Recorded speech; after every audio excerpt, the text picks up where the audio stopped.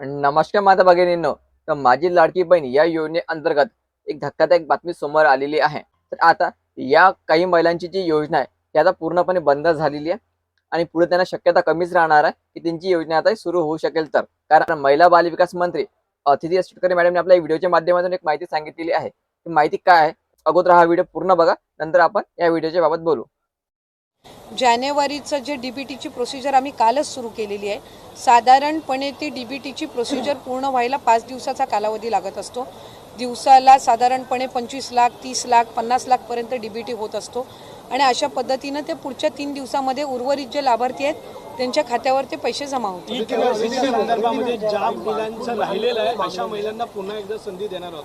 नाही, आम्ही त्या संदर्भामध्ये ज्यांनी KYC करत असताना चुकीचे ऑप्शन निवडले आणि त्याच्यामुळे त्यांची KYCची प्रक्रिया ही पूर्ण होऊन सुद्धा नोंद होत नाही आहे, त्यांच्यासाठी आम्ही 31 मार्चपर्यंतची मुदत दिलेली आहे आणि 31 मार्चपर्यंत त्यांनी ती त्या ठिकाणी दुरुस्ती करावी आणि त्यांना आधी जो लाभ सुरू होता तो त्या पद्धतीनं त्यांना तो केला जाईल. अशा महिलांसाठी पुन्हा नाही, आम्ही साधारणपणे ही जी ऑगस्ट महिन्यामध्ये KYCची प्रक्रिया सुरू केली, त्याला परत ऑक्टोबर महिन्यामध्ये मुदतवाढ देण्यात आली होती आणि त्याला 31 डिसेंबरपर्यंत मुदतवाढ देण्यात आली होती. 6 महिन्यापर्यंत KYCचा कालावधी होता. आपण इतर योजनांचा जर तपशील घेतला तर KYCसाठी आत्तापर्यंत 6 महिन्याची मुदत ही कुठल्याच विभागाने दिली नव्हती.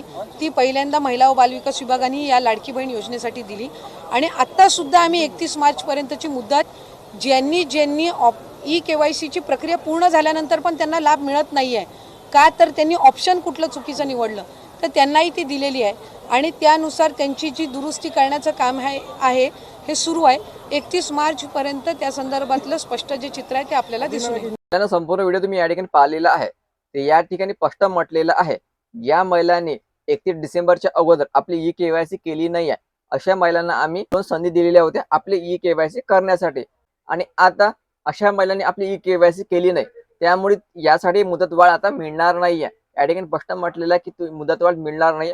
फक्त ज्या महिलांची KYC चुकली होती त्यांना आम्ही एक संधी दिलेली आहे आपली KYC दुरुस्त करण्यासाठी.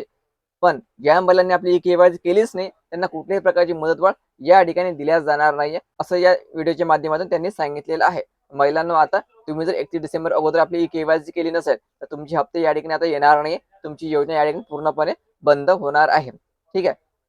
सध्या तरी तुम्हाला KYC करण्याची शक्यता आता कमीच दिसून येत आहे. व्हिडिओ महत्त्वाचा आहे, शेअर करा आणि पुढील अपडेटसाठी चॅनलला सबस्क्राईब करायला विसरू नका. धन्यवाद.